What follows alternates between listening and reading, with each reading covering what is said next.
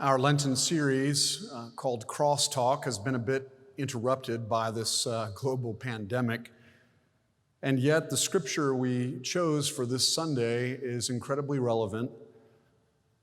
I'll be reading the first 5 verses from Paul's letter to the church at Rome, Romans 5, and I'll just be reading verses 1 through 5. Listen for God's word to us this day. Therefore, since we are justified by faith, we have peace with God through our Lord Jesus Christ, through whom we have obtained access to this grace in which we stand. And we boast in our hope of sharing the glory of God. Not only that, but we also boast in our sufferings, knowing that suffering produces endurance, and endurance produces character, and character produces hope. And hope does not disappoint us. Because God's love has been poured into our hearts through the Holy Spirit that has been given to us. This is the word of the Lord. Thanks be to God. Would you pray with me again? Now, O Lord, grant that the words of my mouth and the meditations of our hearts might be acceptable in your sight. O Lord, our rock and our Redeemer. Amen. This past week has been the longest month of my life.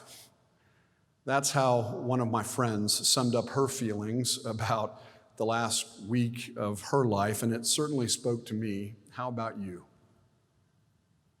If time flies when you're having fun, then it slows to a hobbling snail's pace during pandemic protocols.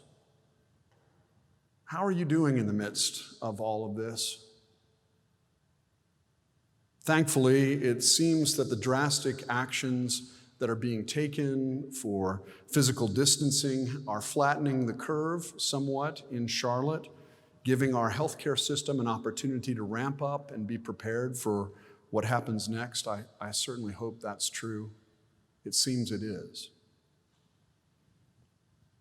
How is homeschooling going for those of you who are dealing with that new reality?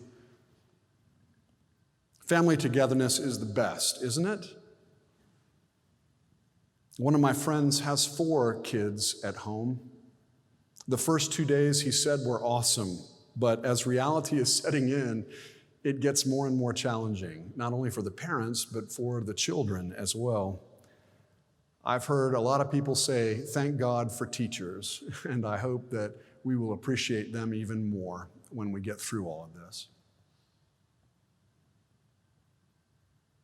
How about those empty nests that are suddenly filled again? Our living room looks like a storage unit for 2 college dorm rooms as our 2 birds are prematurely back to the nest. So far, so good for the Cliffords. We had a dance party the night that John returned from moving out of his dorm room. And last night, our core 4 finished a jigsaw puzzle, doing jigsaw puzzles with a senior and sophomore in college.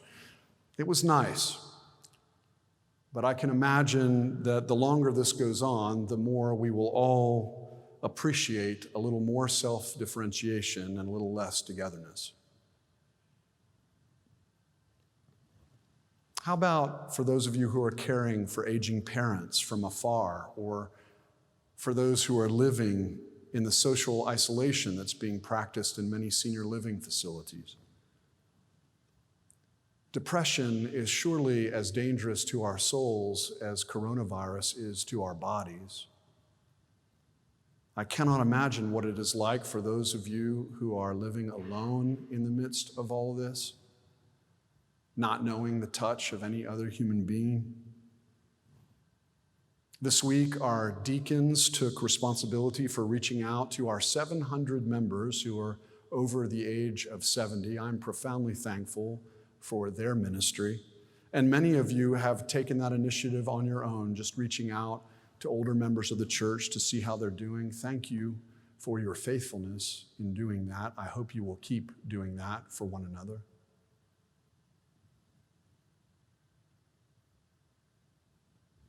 I can't turn on the news and see what's happening to the Dow Jones Industrial Average without thinking about my retirement savings, and I'm sure many of you feel the same way. But when I find myself concerned about the stock market, I think about the 41,000 people who just this past week submitted unemployment claims in North Carolina alone.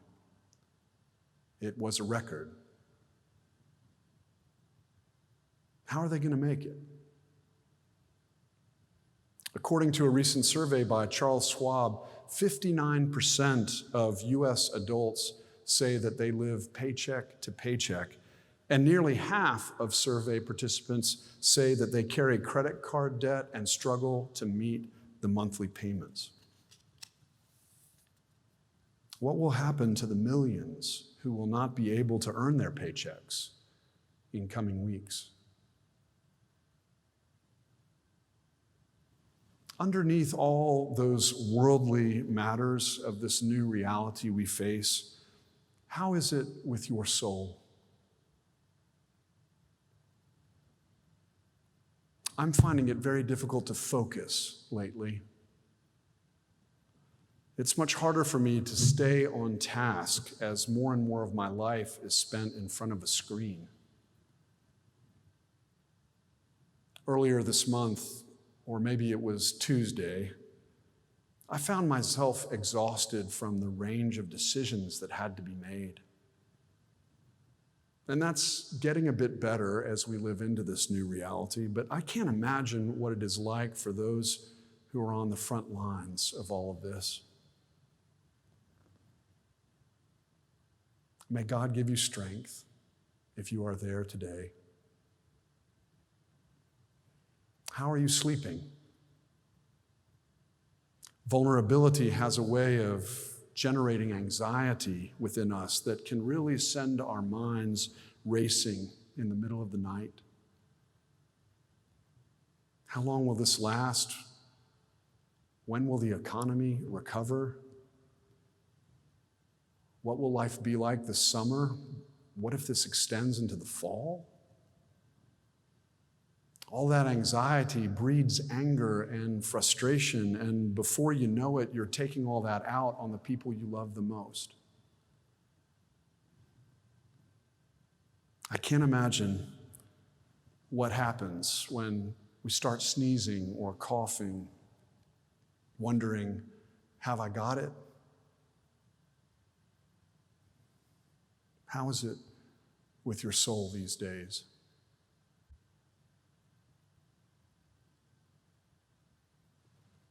Therefore, since we are justified by faith, we have peace with God through our Lord Jesus Christ. Paul wrote those words to the church in Rome during a time that was less than peaceful. Conflict between Jewish Christians and Gentile Christians defined life within the church in Rome.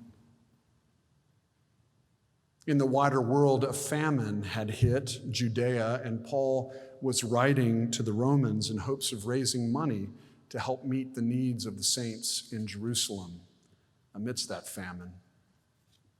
And on top of that, throughout the empire, Christians endured great sufferings at the hand of the various persecutions the empire imposed on them. Amid all that turmoil, Paul wrote, we have peace with God through our Lord Jesus Christ. The Greek there is better translated, let us have peace with God. That's different from Paul's normal indicative, we have peace with God. It's more of a decision on our part. Let us have peace with God. Amid the turmoil and the anxiety and the uncertainty and the disturbances running amok over our lives, let us have peace with God. Do you have peace with God? Sometimes I feel at peace with God More accurately, some moments of some days I have peace with God. I'm really enjoying our morning prayer services at 8 o'clock every weekday. I'll confess, I do a morning devotional on my own, but something about being connected through Zoom, sitting in the backyard, listening to birds sing, orienting my life around God for 10 or 15 minutes at the start of the day, connecting with others, doing the same through Zoom, seeing some of you with your children, praying together. It's a blessing. It's one of those moments I find peace with God in my day. Unfortunately, I also have other moments when I'm not at peace with God. Sometimes I'm confused by God. Sometimes my own mistakes leave me feeling guilty before God. Sometimes I get frustrated with God. Sometimes, like when friends receive devastating diagnoses, I find myself angry with God. And sometimes, if I'm honest, I don't even think about God. I just think about myself. Sometimes my relationship with God makes today's stock market look stable. And maybe it's not that way for you. If not, thanks be to God. But too often in my life, I do not have peace with God. How about you? And yet, God has made peace with us, no matter what. Regardless of where we are in our relationship with God today, on that side of the relationship, God has made peace with us, all of us. We are justified, that is, made right with God, not by our own actions, not by our own faith, not even by our own convictions. We are justified by the faith of Jesus Christ, who was faithful even unto death on a cross. And through Christ, God has made peace with me and with you and with the whole coronavirus-infected world. While our relationship with God may wax and wane, God's relationship with us is unwavering. In Christ, God has made peace with us, and nothing in all creation can change that, as we heard last Sunday. The Babylon Bee is a news satire website that publishes satirical articles on religion, sometimes on politics or current events.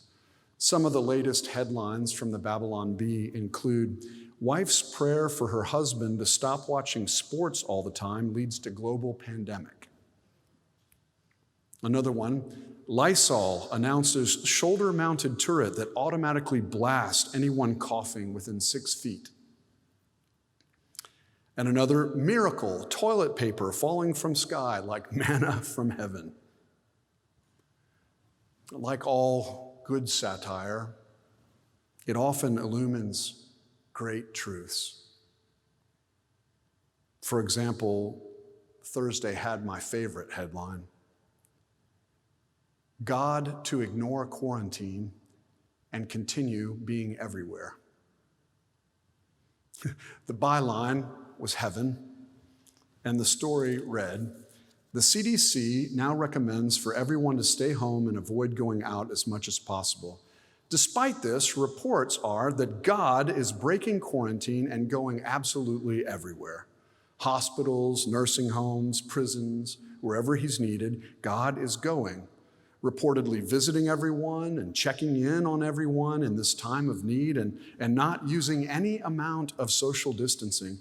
God is said to be following the absolute best practices, though, and is at no risk of making people sick, but only making people better." The story continues. "We have absolutely no control over this guy," said CDC spokesman Jim Wells, "which is extremely frustrating. We want to remind you, though, that you are not God. So please only stay in small groups." The story concludes, God is also reportedly trying to get people to stop hoarding toilet paper and instead put their treasures in heaven. Treasures that don't include toilet paper. Of all the satire in the Babylon Bee, this one speaks the greatest truth. God is with us, and God has made peace with us wherever we are in our relationship with God. So even in the midst of anxieties about life and work and money and mayhem, amid the uncertainties and the vulnerability we all feel, amid the suffering that more and more are likely to endure, let us have peace with God. Because we know that suffering produces endurance, and endurance produces character. And character produces hope. And hope does not disappoint us because God's love has been poured into our hearts through the Holy Spirit that has been given to us. Thanks be to God, beloved, for God has made peace with us. Let us have peace with God and with one another. The peace of Christ be with you all. Amen.